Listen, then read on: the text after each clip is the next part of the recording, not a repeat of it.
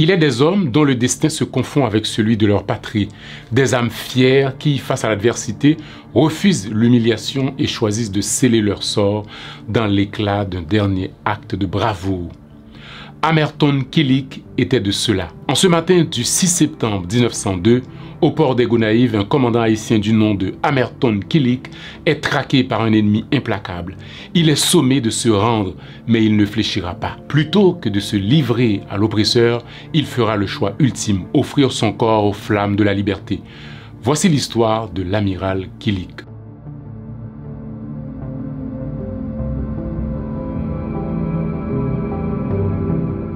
Pour bien comprendre cet épisode historique à la fois tragique et héroïque de ce commandant haïtien du nom de Amerton Kilik, il faut d'abord contextualiser et rappeler quelques faits importants. Entre 1896 et 1902, le pays est dirigé par Tiresias Simonsam.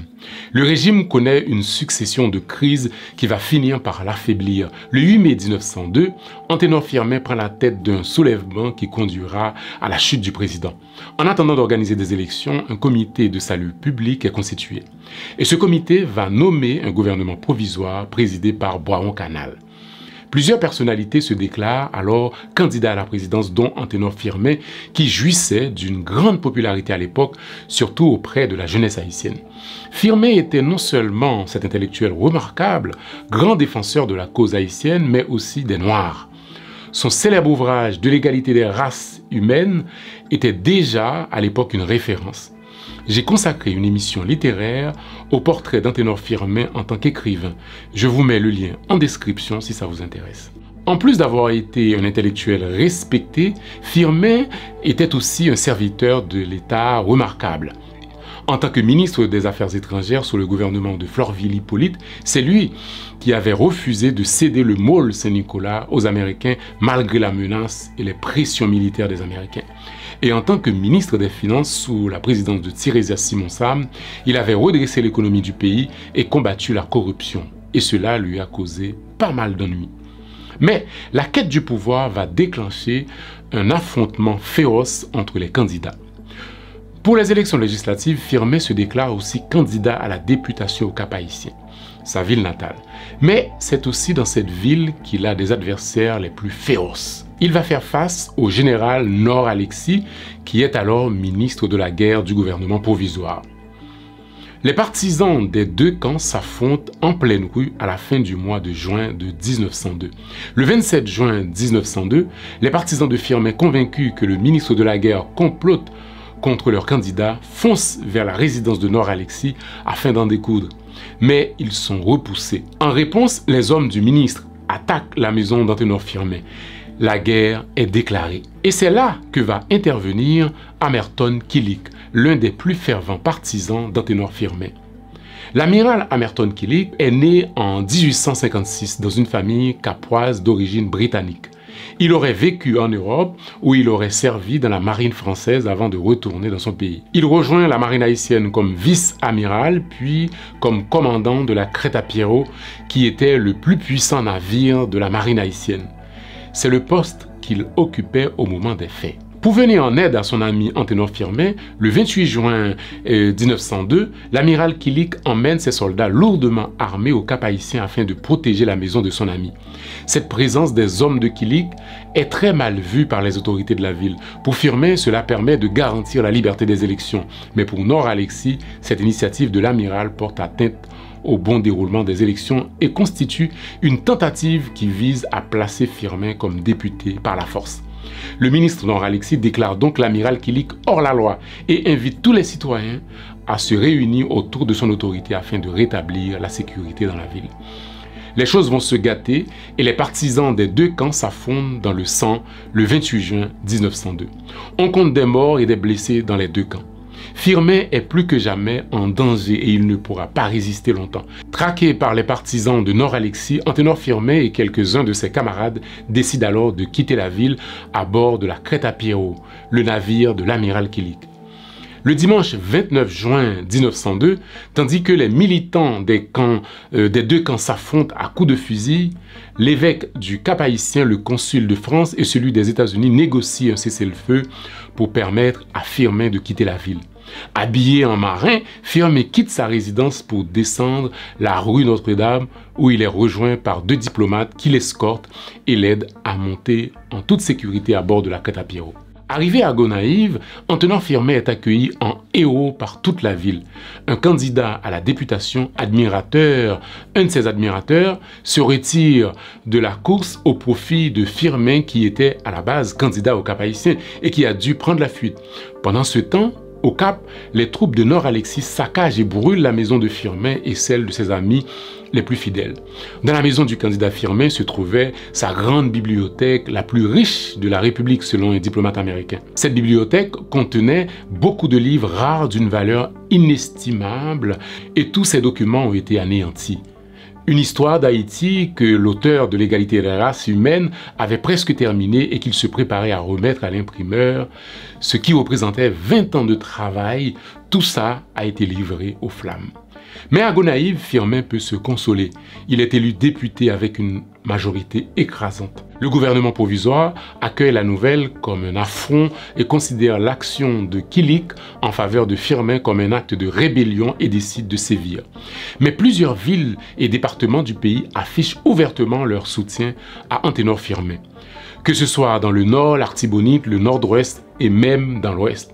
Firmin est très populaire. Le président provisoire Boiron-Canal ordonne à l'amiral Kilik de rentrer à Port-au-Prince et d'abandonner la rébellion. Amerton Kilik oppose une fin de non-recevoir. Il est déterminé à installer son poulain comme président de la République. Les troupes de Firmin se préparent donc à marcher sur la capitale. La force était du côté de Firmin puisque l'amiral Kilik disposait du plus puissant navire de guerre haïtien de l'époque. Et ça, le gouvernement le sait.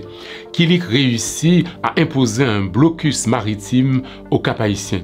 Furieux, les autorités de Port-au-Prince déclarent le bateau de Kilik bateau de pirates et demandent aux puissances occidentales qui patrouillent dans la région de capturer les pirates, sachant que l'acte de piraterie était sévèrement puni à l'époque. La France et les États-Unis refusent donc d'intervenir, estimant qu'il s'agit là d'une affaire interne. Il faut aussi préciser qu'à cette époque, Haïti était le terrain de chasse des grandes puissances de l'époque. Les États-Unis, qui voulaient étendre leur hégémonie sur la région, étaient très présents en Haïti. Et l'Allemagne, qui voulait étendre aussi son pouvoir économique et commercial, était aussi présent, on va dire, dans la région avec ses flottes militaires, sans oublier la France, bien sûr. Dans le conflit qui opposait Antenor Firmin au gouvernement provisoire, les Allemands soutenaient le gouvernement et le général Nord-Alexis. Il faut se rappeler qu'il y avait en Haïti à l'époque une puissante communauté allemande. Afin de mater les rebelles pro-Firmin, le gouvernement provisoire de Port-au-Prince charge un navire allemand afin de transporter des armes et des munitions vers le Cap-Haïtien à destination du ministre de la guerre qui n'est autre que le général Nord-Alexis, ennemi juré d'Antenor Firmin. Eh bien, la mission va être un fiasco.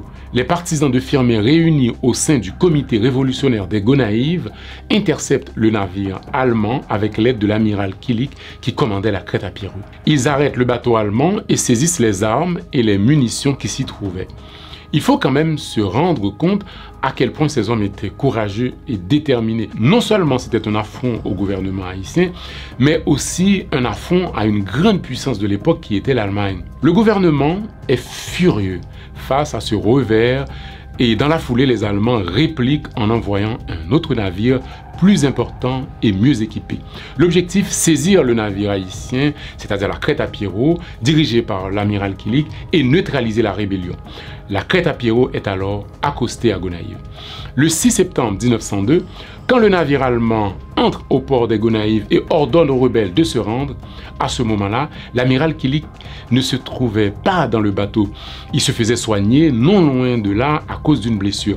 À l'annonce des Allemands, il s'habille en vitesse et saute dans le bateau en ordonnant à l'équipage de quitter le navire. Tout le monde est parti à l'exception du médecin de l'équipe, le docteur Émile Cole et 3 matelots qui devinaient certainement ce qui allait se passer et ont courageusement décidé de partager le destin du commandant Kilik. Les Allemands perplexes ne comprennent pas les manœuvres du commandant Kilik parce que normalement, il aurait dû garder tous ses hommes afin d'affronter l'ennemi. Ils se disent alors, qu'est-ce qui va se passer? Dans un geste ultime, l'amiral Kilik arrose le bateau de kérosène, sort son revolver et tire dans la poudrière de son navire, ce qui fait exploser le bateau avec lui et les personnes qui l'accompagnaient. Sur la carcasse fumante de la crête à Pierrot qui s'enfonce au fur et à mesure dans la mer, les Allemands font quelques tirs dans un geste inutile histoire de se convaincre que ce sont eux qui ont vaincu l'ennemi. Pour cet exploit sans gloire, le commandant de la flotte allemande reçoit un télégramme de félicitations de Guillaume II, l'empereur allemand. On raconte aussi que l'amiral Kilik se serait enveloppé avec le drapeau haïtien avant de commettre son geste ultime. L'amiral Kilik, fidèle à son serment, ne s'est pas rendu. Il est devenu une légende. Il a préféré se donner la mort. Il y a toujours quelque chose de noble et digne chez ces êtres qui choisissent de mourir pour leurs convictions. Les restes de l'amiral Kilik sont retrouvés 2 jours après sa mort. Une foule immense s'est rassemblée sur la place d'armes des Gonaïves pour son enterrement.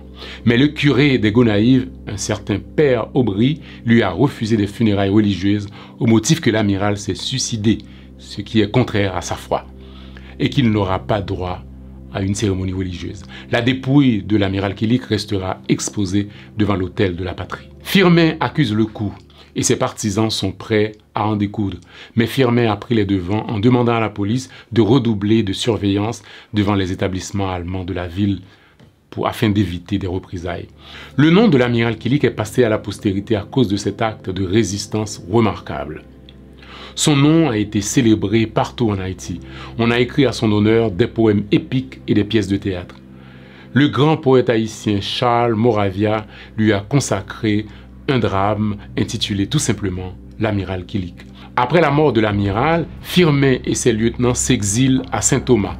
Et le 17 décembre 1902, le général Nord-Alexis, un vieillard âgé de plus de 80 ans, entre triomphalement à Port-au-Prince à la tête d'une armée qui le proclame président. 4 jours plus tard, soit le 21 décembre, l'Assemblée nationale officialise le choix de Nord-Alexis comme président à vie. Ainsi s'achève le destin d'Amerton Kilik, consumé par les flammes de son propre serment. Son sacrifice, bien plus qu'un acte désespéré, est un message adressé à l'histoire. La liberté ne se négocie pas. Elle s'arrache au prix du sang s'il le faut. C'est la fin de cette émission. Merci de l'avoir suivi jusqu'au bout. À bientôt pour une prochaine page d'histoire. Au revoir.